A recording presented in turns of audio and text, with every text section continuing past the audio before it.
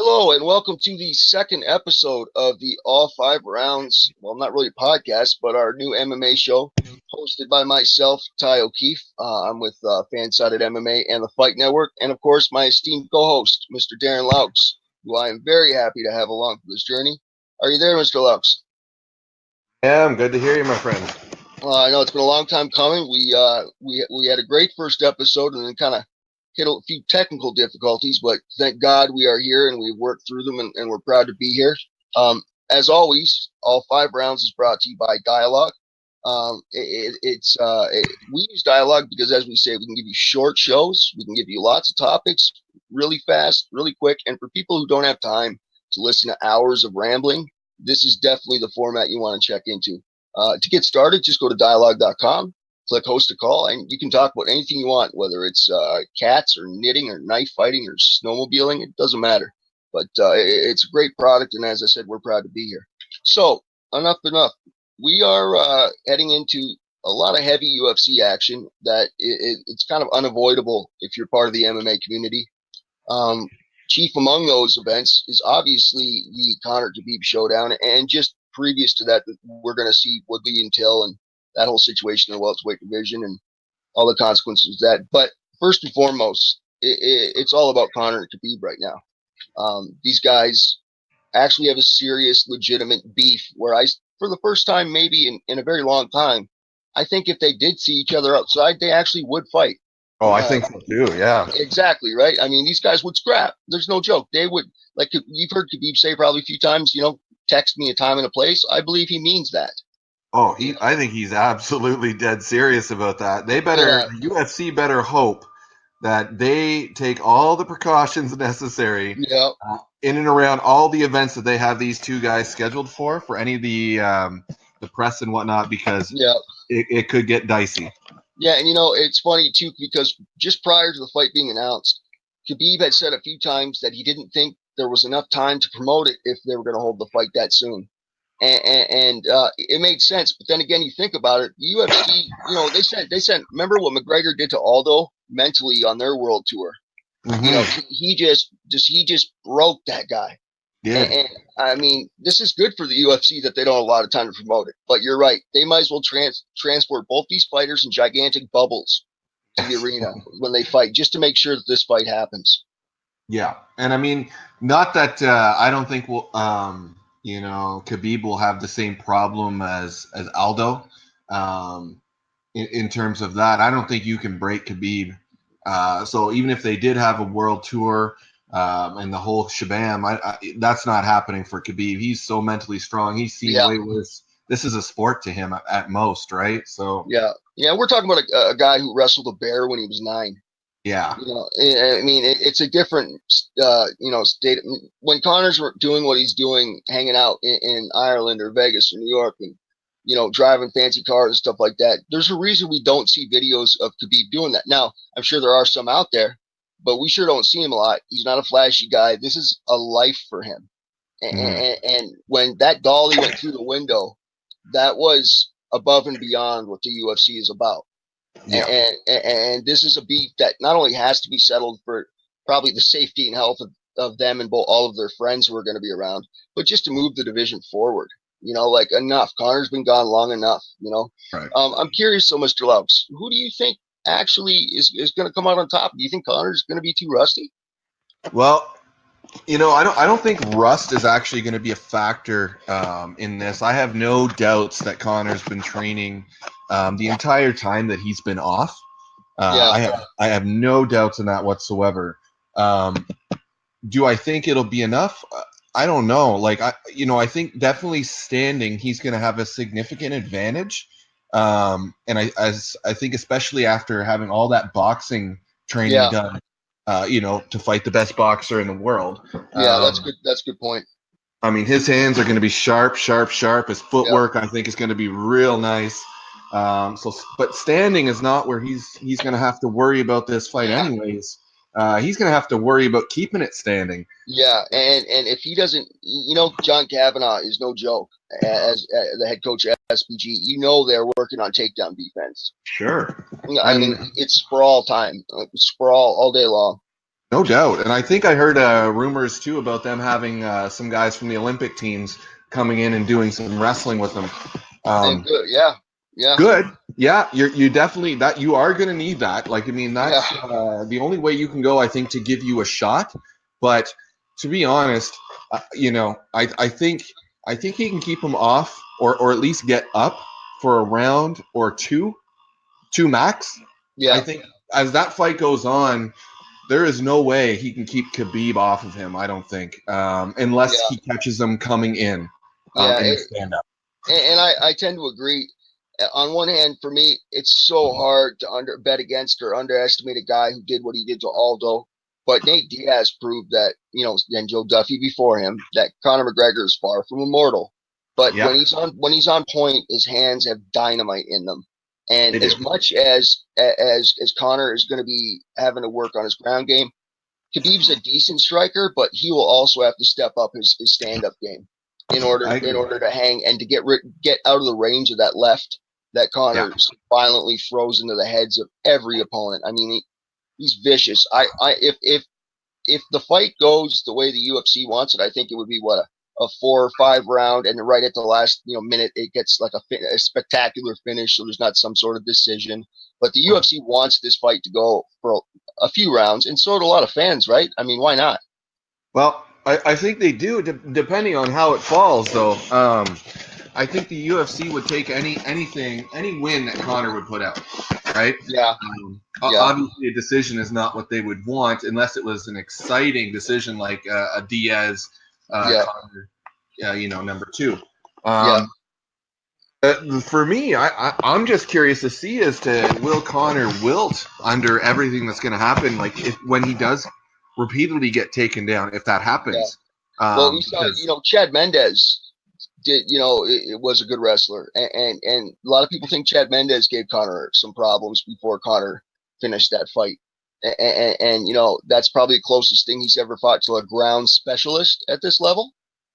But yeah, not and even close that's to be. American, and that's also American collegiate wrestling, much different ball game than Yeah, what Khabib is throwing out there. Just well, but yeah, Khabib this wrestling is and going his to be a brawl. Khabib's wrestling and his ground is on a whole other level than not only anybody at 55, but even anybody at 45. And really, I mean, even at 170, I don't think there's Yeah. anybody who's a better wrestler than him as well. Do you think though, if Khabib does win this, do you think that because he's had trouble making this weight, this 155 in the past, he was hospitalized earlier. I think was it spring of 2017. That was one of the reasons him and the Ferguson fight got canceled for the fourth time, Yeah. and Khabib was hospitalized for the weight cut. So do you think that if Khabib beats Connor, that he'll say, okay, I'm done with lightweight division and I'm going to go up and do some welterweight, fights and see if I can get the welterweight strap? Well, I mean, he definitely could more so than Connor, right? I mean, Oh his yeah, size would allow, his yeah, wrestling would allow him to do that. I for me though, like I mean, I don't know. He's so dominant with his ground at 55. They're a different type of animal at 70, and I'm not saying that he couldn't hang with those guys in the wrestling department and stuff like that. But you talk about guys like Tyron Woodley. Um, yeah, I mean, who can hit like a Mack truck and who's an outstanding wrestler and an incredible athlete. yeah. Uh, I mean, I think it would just be a different ball game. He could do it more so than Connor. Will he do it? I don't know. I heard, George St-Pierre could be in the mix for the winner of either one of these. Now, I've also heard that he's more willing to do it if it's Connor than Khabib. But if Yeah, Khabib was willing to come up to 170, perhaps I think that's something. I think GSP though is, in my opinion, he's basing the choice on Connor, rather fight Connor than Khabib on money, because as far as most people are concerned, if especially if Connor beats Khabib, but even if he doesn't, I still think for some reason that McGregor GSP would be a bigger draw than Khabib GSP internationally. There's a lot Oh, of people, absolutely. yeah, there's a lot of and GSP was more than happy to come take that check after taking the middleweight belt last year and then just bolting. Yeah. And he's become a real definition of a prize fighter at this point if he keeps doing it. And that's Mhm. fine. Hey, he paid his dues. This is one guy we can't crack on GSP. It's not like he didn't, he got the belt, then he lost it, to Sarah, and he fought back, and they defended for so long. I mean, the guy has the right to do a lot, pretty much whatever he wants. He's paid his dues. He's Canadian. We love him up here. That's great. But, Yeah. yeah, moving forward, I wish we could just stop with all this potential division jumping. To me, it compromises the overall structure and the integrity of like what the belt is actually worth. If people are just gonna go to one weight, win it, and then go to a different weight, like Connor did with Eddie Alvarez, Mm. Connor didn't have any lightweight fights before he fought Eddie Alvarez, and Well, so I like the big fights because the big names and it's exciting. But at some point, do you think the UFC needs to put their foot down and say, "Hey, we got to preserve the divisions here"? Do you think that's a priority in the UFC? it doesn't seem to be because I mean, you just need to look at the rankings and see who's getting title shots, Yep. and it'll tell you the whole story. They're much more interested in finding out what's an interesting fight, ones that the fans will gravitate to, i.e., pay for, and Yeah. go for those. Yeah. That seems to be where they're more motivated. Um, so will they change that? I don't know. It would be nice to see them follow their own ranking system and see, the number one guy get the title shot, or if he's out at the time, the number two guy. I would like to see them follow that a little more. And Yeah. then once divisions are cleared out, then I have no problem with guys jumping. I got no Yeah. problem with that at all. But I see. let's fight the best in your division first. Yeah, and see, I had a problem with Demetrius Johnson when he turned down the Dillashaw fight last year, just because it had gotten so ridiculous. He was so low on legitimate competitors, and I then know. he waited too long. Now that Dillashaw fight's probably gone for Demetrius Johnson, Yeah. and that would have been his biggest payday by far. Oh, And instead, Demetrius Johnson sure spent a lot of time getting out of that fight and making he accused the UFC of strong arming him and trying to intimidate him, and he said Dana White was going to close the entire division if he didn't do what he wanted and didn't fight Dillashaw. I mean, a lot of crap came out of that. But at the end well, of the day, if Demetrius Johnson would have just ventured outside of the division for that one fight, he probably would still have his belt right now, at least, because he wouldn't have fought Cejudo again yet, and he would have had a big payday. But well, nevertheless, didn't Dillashaw say he was going to come down for that too? yeah, oh yeah, absolutely. That's the thing too, right? He was more than accommodating, to Wow. Demetrius Johnson. And hey, Demetrius Johnson holds that record for consecutive title defenses for a reason. Mm-hmm. He deserves the respect. But there's a time when enough is enough, and he competed as a bantamweight before. I think his only loss was to Dominic Cruz. I personally thought after losing to Cejudo, I think the best fight for Demetrius Johnson is to fight Dominic Cruz. And I just agree. because they're both back up, they both kind of need a big win right now. They fought before, and I believe Cruz won. If I'm wrong about this, then feel free to vilify me on Twitter. But I think that would be a fight a lot of people be interested in, but I haven't heard much about it. Anyways, moving on.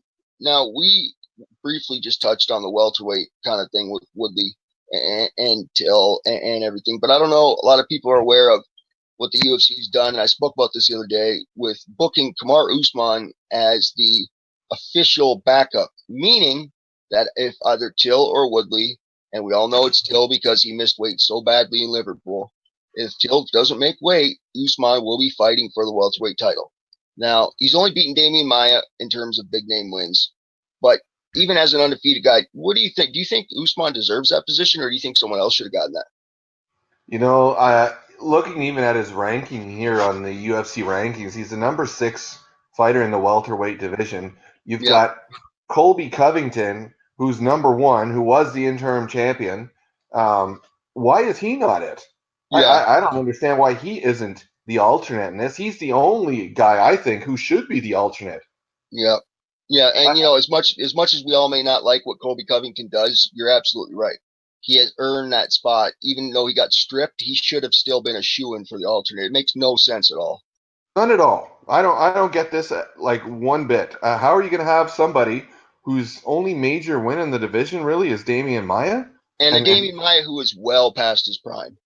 yeah, Yeah, to me it doesn't make any sense. makes you wonder. Dana White.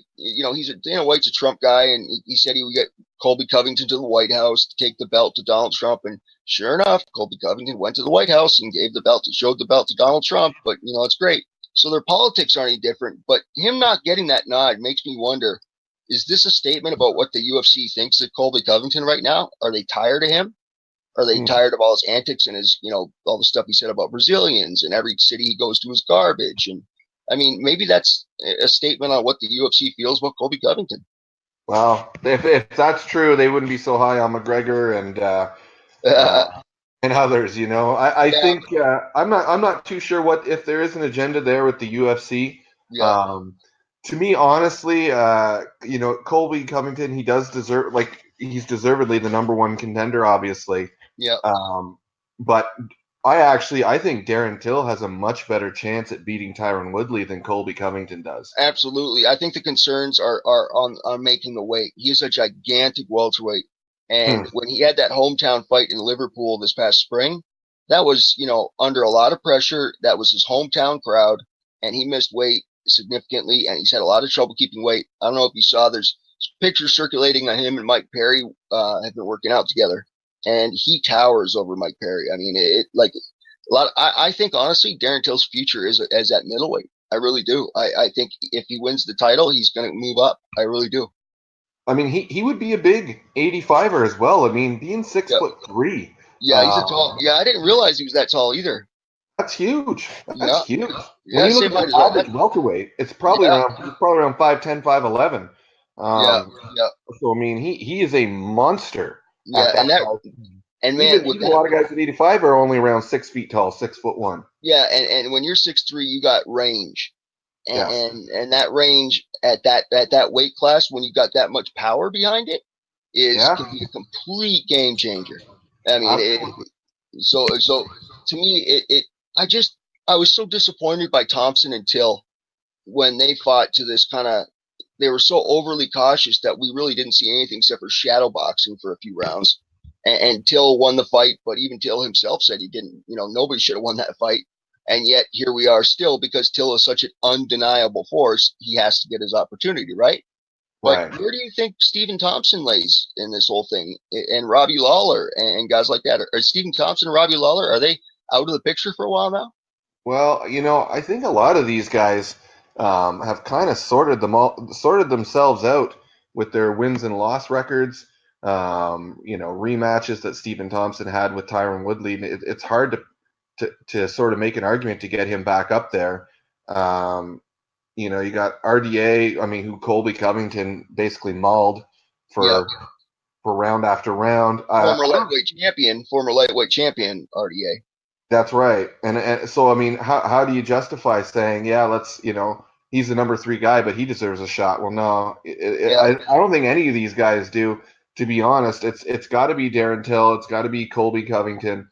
And I think out of those two, the only one who actually has a shot, in my opinion, at beating Tyron Woodley, just judging based on the style of fighters, I think it's Darren Till. Yeah, and I absolutely agree with you on that. The one thing about that kind of gets overlooked with Woodley is people say he's not that fun to watch, but it's because he's being cautious.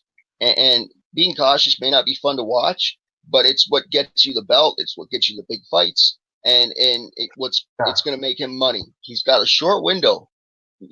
As you know, people have a short window of being their very best or at the top of this game. And at this point in time, when everything is gimmick, and all these guys out of the blue are getting all these opportunities, you really got to get it when you can. So I have no hate for Tyron Woodley for fighting overly cautious. I don't care if it's boring. I would do the same thing if I had, 0.1% of his fighting ability, because then you milk it, you make some money, and whatever. Okay, moving on to one thing that I really wanted to talk to you about specifically, because I really think your perspective is invaluable at this juncture. In the bigger picture, the fact that the UFC booked an official backup for this fight says a lot about the state of disaster we're in with this weight cutting. And we've seen videos of, Chris Cyborg. No one can say that she doesn't have heart. She's not tough. And there's videos out there of her crying so uncontrollably from the pain of weight cuts. Yet we're still doing this. And the UFC booking this backup is it's a sign of the times, really. I wonder how you feel about that, because you trained amateur MMA and you've been around a lot of fighters and you've seen cut weights. I'd like your perspective on it. Yeah, you know what? Cutting weight is a nasty, nasty thing to do if it's not done properly. A lot of these guys are looking for the biggest advantage that they can get because they know that their opponents are doing the same thing. Yeah. So weight cuts become bigger and bigger. It's a very uncomfortable process where you're not eating, you're not drinking, you're sweating profusely. It's not a fun experience at all.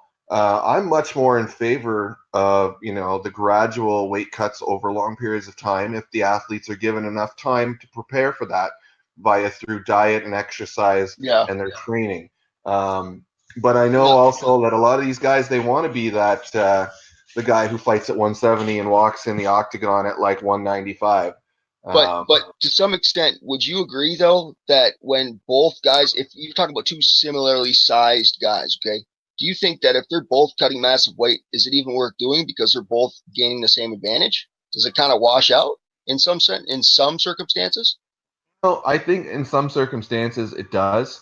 Sometimes extra weight is an advantage, and sometimes it's a disadvantage, depending on what kind of fight style you have. Yeah, that's true. Yeah, if I suppose you're bouncing around and you're a stand-up game, you're going to get winded pretty quick versus, being on the ground. You want to be the lighter guy then, if you're the stand-up guy, versus if you're the wrestler and you want to maul and and use your size and put your weight on people and fatigue them that way. Being the bigger guy does help, I think, to a degree. But these guys are all such world class fighters and athletes. They train with weight classes all the time in the gym. So I don't think 5 or 10 pounds, all the time is going to make the difference.